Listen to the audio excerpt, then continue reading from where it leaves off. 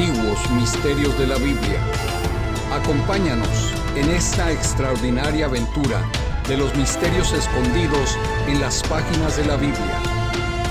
A partir de este momento, nos adentraremos en una experiencia de fe con nuestros anfitriones Ron Castillo y Alfredo Andrade.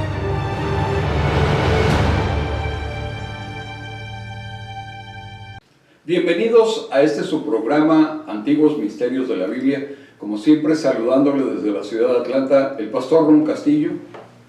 Gracias, pastor. Gracias por la bienvenida. Pues una vez más aquí estamos compartiendo con ustedes eventos bíblicos, eventos que pues sin precedencia, creo que en la vida recién, ¿verdad? Porque bíblicamente la Biblia nos habla de estos eventos también pasando ya en el pasado. Entonces, animado de lo que va el Señor a hacer este día.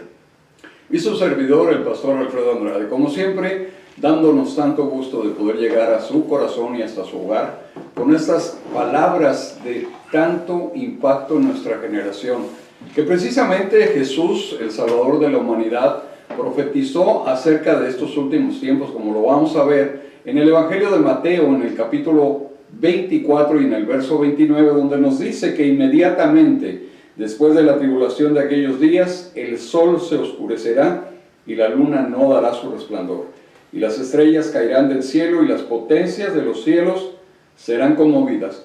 Y como veníamos platicando con el pastor Ron Castillo, definitivamente estamos viviendo unos días donde ha habido señales importantes en los cielos.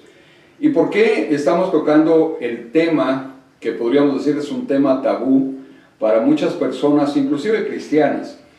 Que todo eso tiene que ver con la astrología, y la astrología es la predicción que se hace a través de los planetas, sol, luna, estrellas, acerca del futuro de una persona. Entonces se le llama, digamos en el lenguaje común, se le llama el zodiaco, y eso no tiene que ver con la astrología, porque la astrología es esa forma de predecir a través de la mística lo que a una persona le depara en el futuro, cuando la astronomía es una ciencia que ha permitido al hombre llegar a la luna, poder lanzar satélites hasta el planeta Marte y poder explorar el universo a través de estos telescopios tan potentes como el telescopio Hubble. Esto es ciencia, y vamos a hablar precisamente del aspecto de la ciencia, pastor. Así es, y creo que usted lo mencionó a través de ese versículo. Sabemos que el tema de las lunas de sangre es mencionado en varias partes de la Biblia, pero en el libro de Mateo, capítulo 24, el versículo que usted compartió, parece alinearse, pastor, con los eventos que el libro de Apocalipsis, capítulo 6, nos habla directamente acerca de los tiempos del Señor, del regreso del Señor. Entonces, ¿en qué nos compete a nosotros en la escatología bíblica? Bueno, en permitir nosotros alinear los eventos que están pasando hoy en día con las profecías, no solamente que ya se cumplieron, pastor, pero las que anunciarán el regreso del Señor. Así es, efectivamente, Jesús mismo lo menciona, y no es que esto sea algo que no ha ocurrido nunca en el pasado. De hecho, pastor, como veníamos comentando, había una discrepancia y había una discusión también histórica, teológica, acerca de eventos en la Biblia que no estaban aparentemente relacionados con ningún hecho histórico de otras naciones, como por ejemplo el imperio griego, el imperio asirio, el imperio egipcio. Pero hubo un descubrimiento muy importante. Así es. Precisamente en el año de 1853, Hammond Rawson estaba excavando en lo que ellos pensaban que podrían ser las ruinas de la antigua ciudad de Nínive. Esto durante el imperio asirio fue una de las potencias que tuvieron mucha influencia, y una influencia drástica, podríamos decir mortal, y también podríamos decir étnica, dentro de lo que fue el pueblo de Israel, sobre todo en la parte norte, que estaban las 10 tribus estacionadas o ubicadas en la ciudad de Samaria.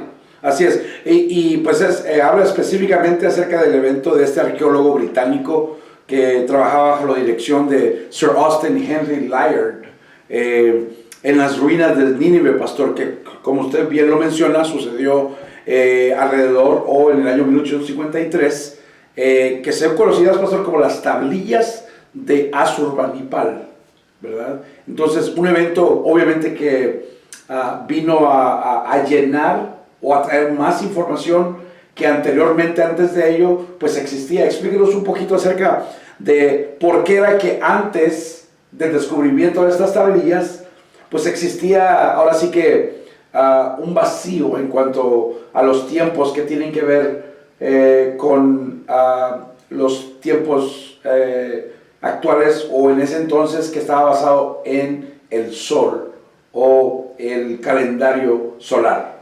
Bueno, principalmente, pastor, porque digamos en la época actual la humanidad se rige por un calendario que le llamamos calendario gregoriano. Y este calendario discrepaba aproximadamente por 7 años en eventos tanto como el nacimiento de Jesús, que eso ha sido también un tema muy polémico, porque empezaron a datar el nacimiento de Jesús en el año 0, es decir, partieron la historia antigua y la historia moderna con el nacimiento de Jesús, aproximadamente, ellos dicen, hace 2025 años hasta el día de hoy. Pero la realidad es que, por ejemplo, el Imperio Romano dató exactamente la fecha de la muerte de Herodes el Grande, que fue el rey que se puso celoso y temeroso de que había nacido un rey en la ciudad de Belén, y que ese iba a ser el rey de los judíos, profetizado por Miqueas, profetizado por muchos antiguos profetas como Isaías, que nacería precisamente de una virgen en la ciudad de Belén.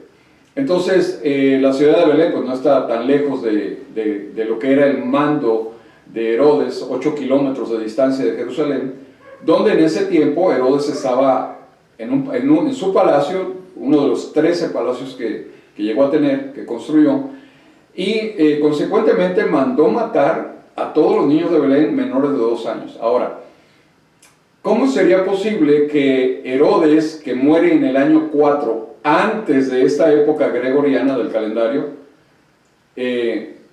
si Jesús no había nacido? O sea, si nos basamos al calendario gregoriano, hay un desfase de 4 años, más 2 años de la edad de Jesús, en ese tiempo aproximadamente, estamos hablando de un desfase de 6 años.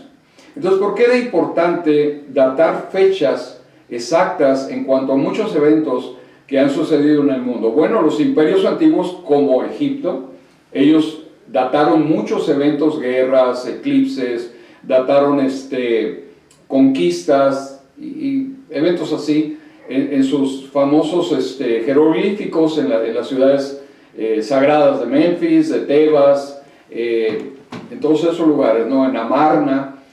Pero el imperio asirio era muy escrupuloso en cuanto a las señales de los cielos, o sea, eso les determinaba también cuándo salir a la guerra, que generalmente era en el tiempo de primavera, cuando ellos salían a las guerras a conquistar y poder subyugar a otras naciones. Entonces, en este año de 1853, como usted lo dice, empezaron a excavar con la arqueología de aquel tiempo, hace casi 200 años, era muy empírica, muy rudimentaria. No había mucho respeto por las leyes de arqueología que ahora se manejan, que hay que excavar por capas, por sectores y todas esas cosas, no datar hasta, si encontramos un alfiler, por así decirlo, poderlo datar. Y fue precisamente en este año donde accidentalmente estaban excavando y una pared se derrumbó, una pared de lodo, dejando al descubierto una estela o unas inscripciones en piedra acerca de un rey. Entonces se llenaron de intriga y dijeron, bueno, ¿qué rey será este, no, del imperio asirio? Y lograron descubrir muchas tablillas, más de 10,000 tablillas, que estaban escritas en un idioma desconocido, que era el códice de Asurbanipal, es decir, tablillas cuneiformes. Pero como no tenían el conocimiento del lenguaje, había desaparecido a través de tantos años, fue hasta muchos años después que se empezó a decodificar estas tablillas. Entonces llegamos al tiempo donde se dieron cuenta de que un evento importante había sucedido en Asiria, que era un eclipse total de sol. Ahora, esto está comprobado por la NASA, porque la NASA, a través de la ciencia que hay hoy, computadoras y toda la tecnología, han podido determinar cada eclipse de sol y cada eclipse de luna a través de 3000 años antes de Cristo y a través de los 2000 años, 2025 años que llevamos, pero también hasta el año 3000. O sea, ellos han podido determinar que hasta el año 3000 va a haber eclipses solares y lunares. Entonces, ellos ya tienen fechas, días y horas establecidas y se ha podido datar esa falla en el calendario gregoriano. Por lo tanto, los eventos bíblicos ahora encajan perfectamente con eventos de otras naciones como Egipto o Asiria. Increíble, increíble la diferencia que puede tener la información. Ahora, quisiera adherir un poco de contexto al oyente, pastor, acerca de qué tan importante fue este hallazgo, ¿verdad?, por estos arqueólogos británicos en cuanto a las tablillas de la información. Se sabe que había una enorme variedad de textos, como usted lo acaba de mencionar, 10,000 tablillas, desde registros administrativos hasta literatura y textos religiosos. Le quiero nombrar un poquito acerca de, para que el oyente pueda tener esto en contexto, pastor, acerca de los textos más importantes, incluidos obviamente acerca del tiempo desde antes de Cristo. En estas tablillas se encontró la epopeya de Gilgamesh, ¿verdad?, que todo el mundo muchos la hemos escuchado o leído de ella, una de las historias más antiguas de la humanidad.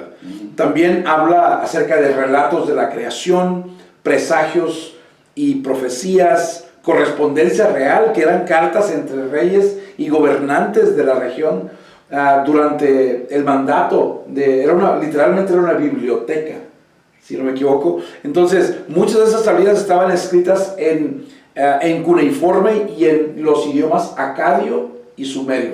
Entonces, de ahí creo que para que el oyente pueda poner en contexto de qué tan importancia fue este hallazgo, pastor.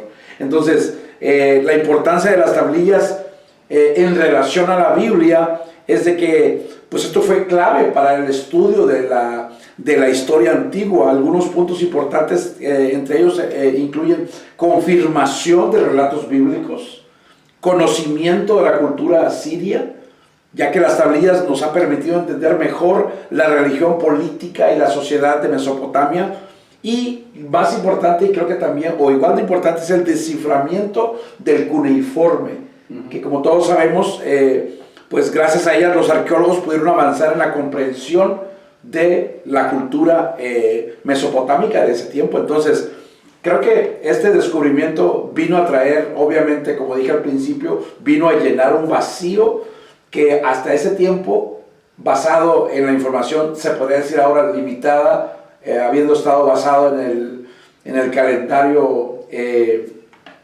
gregoriano de ese tipo, perdón, pues obviamente fue un descubrimiento de gran importancia. Así es, en el 1847 un arqueólogo aficionado, Henry Layard, empezó a descubrir otras cosas dentro de las ruinas de Nínive, que ahora se encuentran en lo que es Mosul. En esa área de Mesopotamia es donde existió este poderoso imperio. Entonces él empezó a llevarse las tablillas hasta Inglaterra, donde actualmente están en el Museo de Londres, y empezaron a ser decodificadas.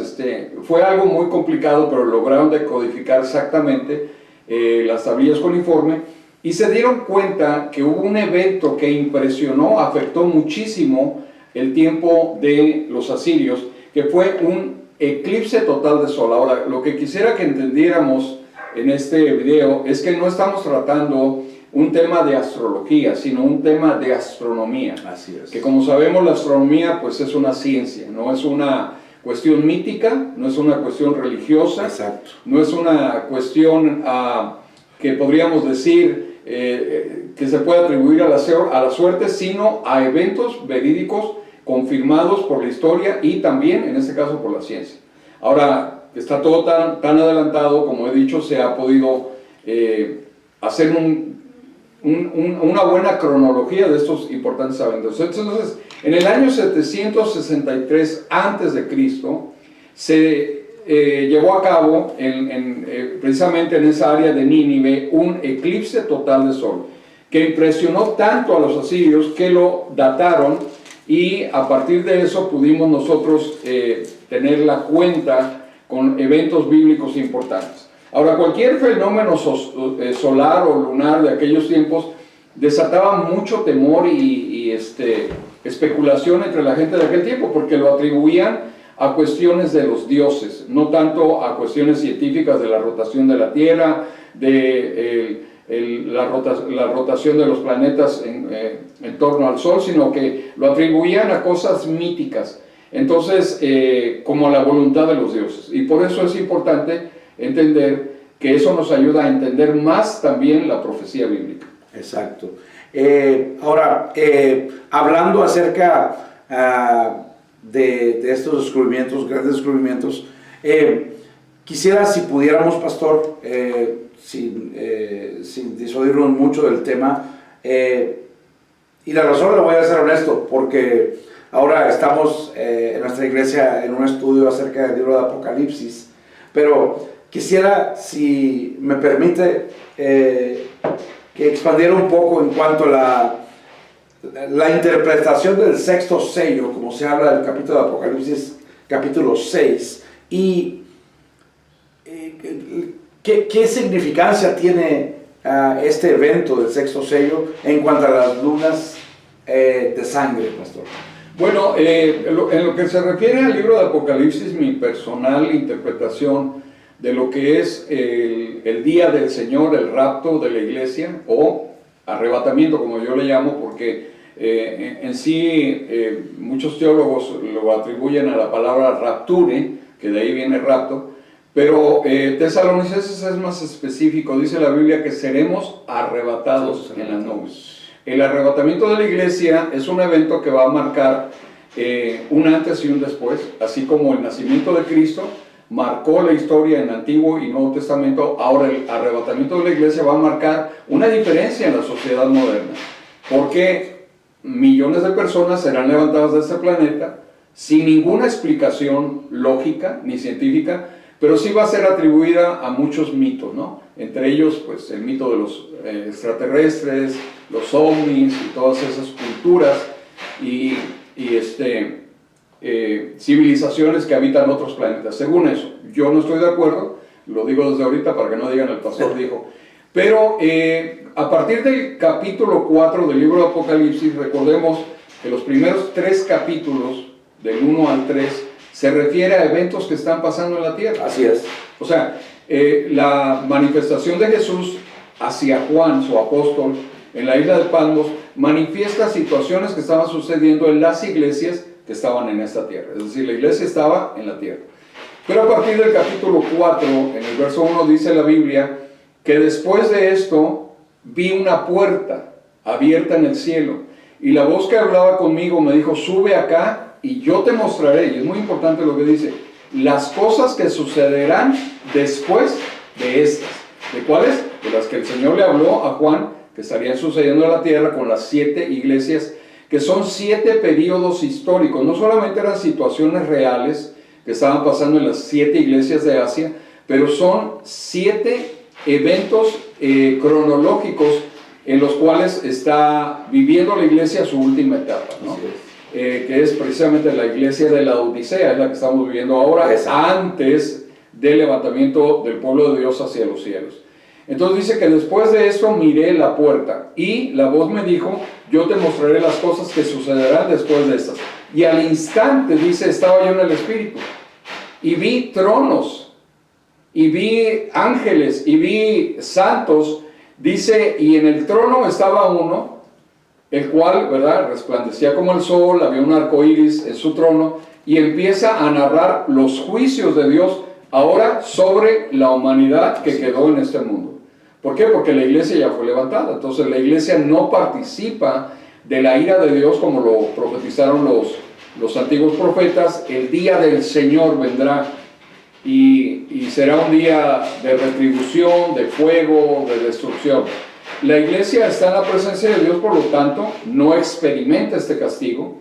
Es precisamente la razón por la cual el Señor se la lleva. Así es. Porque no va a padecer el justo con el impío, dice la palabra. Entonces, el capítulo 6 que usted me menciona, pastor, tiene que ver en los 7 últimos años de la humanidad, en los cuales la ira de Dios se va a desatar a través de 7 sellos, a través de 7 trompetas, de 7 copas de ira, y a través de 7 trompetas también. Son 4 diferentes tipos de juicios que van a estar desatándose en la humanidad, incluyendo ese capítulo 6 donde habla de un eclipse, ¿no? Así es, y para poner en contexto quisiera compartir lo que dice el capítulo 6, versículo 12 y 13 de Apocalipsis, pastor. Excelente exégesis de estos versículos que usted acaba de dar. Dice: miré cuando abrió el 6º sello, y he aquí un gran terremoto, y el sol se puso negro como tela de silicio, y la luna se volvió toda como sangre, y las estrellas del cielo cayeron sobre la tierra, como la higuera deja caer sus higos cuando es sacudida por un fuerte viento. Entonces, este evento es una señal, pastor, pues ahora sí que cósmica, que viene de los cielos, de gran magnitud, está viendo la palabra. Y obviamente describe eventos ambientales que vamos a ver desde los cielos, tales como el gran terremoto, ¿verdad? Habla de un gran silicio, como cuando el sol se vuelve negro, ¿verdad? Entonces, esto podría indicar un eclipse solar, ¿verdad? De que, o unos oscurecimientos debido a desastres naturales. También describe la luna como sangre, que como ya lo hablamos, desde el libro de Joel, el libro de Isaías, el libro de Mateo también describen estos eventos. Y también describe, por último, las estrellas cuando caen del cielo, pastor. Entonces, creo que veremos, obviamente, antes del regreso del Señor, algo sin precedente, durante ese tiempo. Entonces, esto sugiere que la luna de sangre en Apocalipsis no es simplemente un eclipse, pastor, sino que es parte de un evento cósmico más grande que anuncia la llegada o el regreso del Señor. Sí, la cuestión de los eclipses, pastor, en el caso de los eclipses totales de sol, que vamos a ver uno que sucedió en nuestros días, pero la situación de los eclipses es que los eclipses totales de sol duran solamente unos cuantos minutos. En el caso de los eclipses completos, totales de luna, pueden durar hasta 4, 5, 6 horas, ¿no? El efecto más o menos, sí, de lo que es un eclipse, donde la luna se ve roja, precisamente como si estuviera bañada en sangre. Así es. Pero la situación de eclipses que puedan suceder en este tiempo se puede deber a diferentes razones. La oscuridad puede ser el efecto de la erupción de un volcán. Okay. Como en el caso del volcán de Krakatoa, en la isla de Java. Puede ser eventos, por ejemplo, atribuidos al tiempo de Moisés dentro de Egipto, que hubo explosiones muy poderosas, incluso en el tiempo de los romanos, con el Vesubio, que explotó y sepultó Pompeya, que arrojaron al cielo millones y millones de toneladas de cenizas. Entonces eso oscurece el sol, inclusive por 1, 2, 3 días. Podría ser que ese es el caso de el oscurecimiento del sol que habla la Biblia durante el periodo de la tribulación en esta tierra. Pero también puede ser atribuido a que Dios, que es el creador del sol, lo pueda apagar, como nosotros apagamos la luz o la prendemos en nuestra casa cuando llegamos. Tenemos el poder de, con un dedo, ¿verdad?, mover un switch y apagar la luz. Dios tiene ese poder para hacerlo. Y Él es soberano para hacerlo de la manera que Él quiera. Pero es importante que nosotros nos demos cuenta de que hay en la actualidad eventos proféticos relacionados con estos eclipses solares y eclipses lunares. Exactamente. Entonces, ahora, ya lo mencionamos, el efecto o la relación con profecías del Antiguo Testamento. Usted ya las mencionó, una de ellas del libro de Joel, pero quisiera, para poner en contexto, traer estos versículos, pastor, si me permite. El libro de Joel, capítulo 2, versículos 30 y 31, dice así: y daré prodigios en el cielo y en la tierra, sangre, fuego y columnas de humo. el sol se convertirá en tinieblas y la luna en sangre antes que venga el día grande y espantoso de Jehová. Isaías, de la misma manera, también nos advierte en el capítulo 13, versículos 9 y 10. He aquí el día de Jehová viene, terrible y de indignación y ardor de ira, para convertir la tierra en soledad y raer de ella a sus pecadores. Por lo cual las estrellas de los cielos, una vez más, al igual que el libro de Apocalipsis, y sus luceros no darán su luz, el sol se oscurecerá al nacer y la luna no dará su resplandor.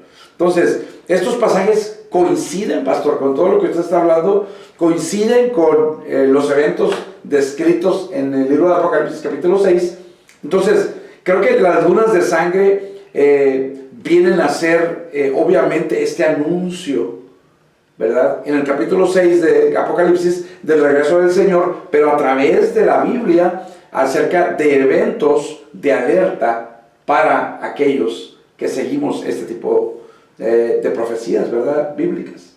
Bueno, en el caso de la profecía de Joel, cuando habla de columnas de humo, precisamente es lo que provoca un volcán, columnas de humo. Y si hay una secuencia, digamos, de erupciones, como sucede pues, en todas las líneas que tenemos de volcanes que están activos, puede ser que no solamente sea un volcán, sino 2 o 3 al mismo tiempo, que puedan hacer erupción, ¿no? Un fenómeno que no es común, pero que puede suceder para que fuera no solamente en singular, sino en plural, columnas de humo.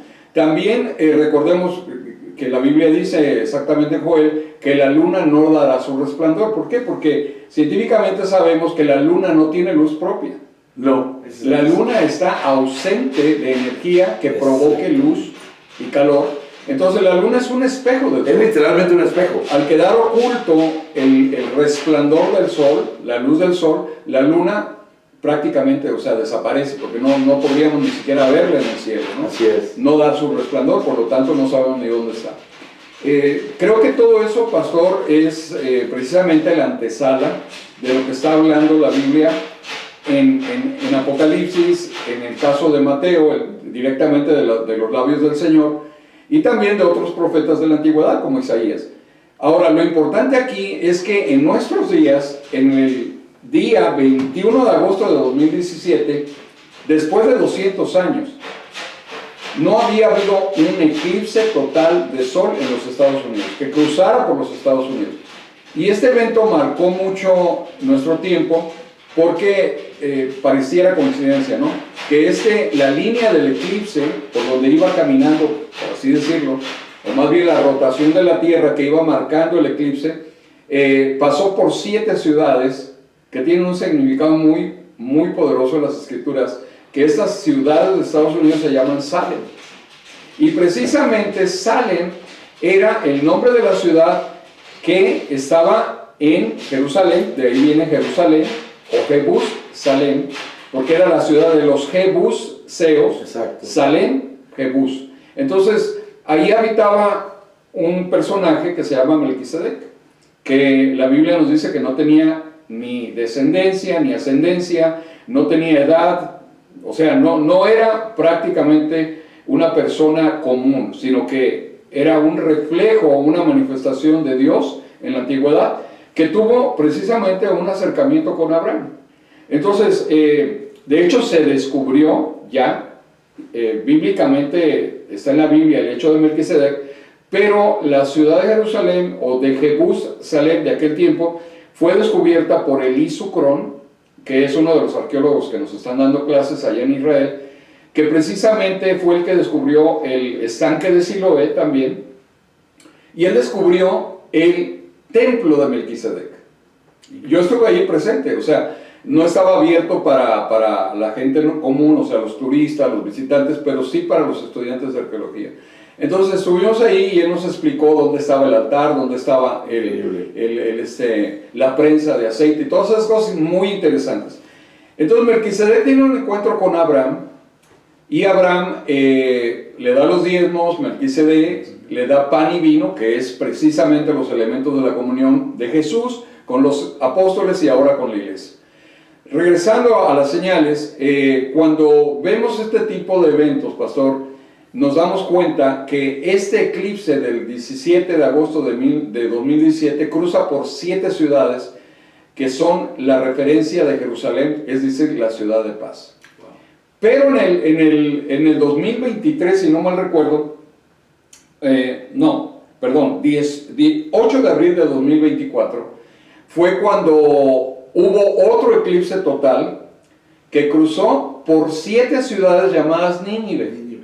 Entonces tenemos a Jerusalén, Salem, la ciudad de Dios, pero tenemos a uno de los más terribles enemigos de Israel, que fue precisamente el imperio sirio, con su capital en Nínive. Entonces, pareciera una coincidencia, pero yo creo que esto se alinea perfectamente a las profecías bíblicas.